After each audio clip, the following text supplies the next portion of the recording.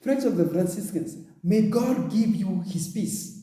Today we are celebrating out of the love of God 19th Sunday of the Ordinary Time, in which we are reading the Gospel according to Luke chapter 12, the one we read last week.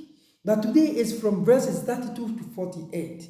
It's like a continuation of last Sunday, and we hear Jesus today insisting that we should not fear. He says, "Fear not, little flock, for it is your Father's pleasure to give you the kingdom." Then the gospel continues. Why is Jesus telling us this? Fear not. Because fear, my dear people, is an internal wound that paralyzes our life. So Jesus knows that the only way to deal with fear is love. That is why he says, where there is perfect love, there is no fear. And that is why he is calling us little flock. Why? Because he is our shepherd. And there is no greater love than this, that one lays down his life for his friends. And he has done that for us. That is why when we will be coming from us, my dear people, we are not just coming to meet other people. No, we are coming to live the moment in which Christ gave our life, his life for us.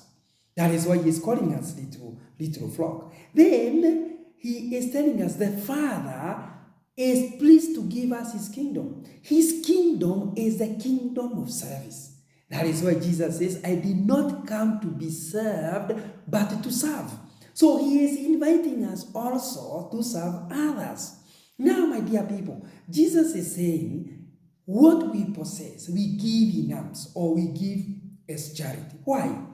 On Sunday, Jesus was telling us that life does not consist in the abundance of material possession. And we said, I preached here saying that life depends on how much we love and how much we are loved. Today now, Jesus is asking us to put that love into practice. That is charity. Why does he say this? Because life depends on love and is lived in relationship. Let me give you a practical example. In Kinangop, we have cows, we have sheep, we have cabbage and potatoes. I have never seen potatoes coming to the hospital to visit a sick person. I have never seen any cow coming to the ward, any ward, to visit someone. What does it mean? All what we receive, we are to cultivate relationship with others. All what we is to cultivate relationship with God and relationship with others. That is why Jesus is saying that where your treasure is, that is where your heart is. And my dear people, heart is not just an organ in us. Biblically, heart is a place of memory.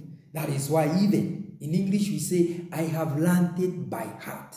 Meaning that my heart has a memory of what I learned. So our relationship is not kept anywhere else except in our hearts. And that is why we say, he has broken my heart. She has broken my heart.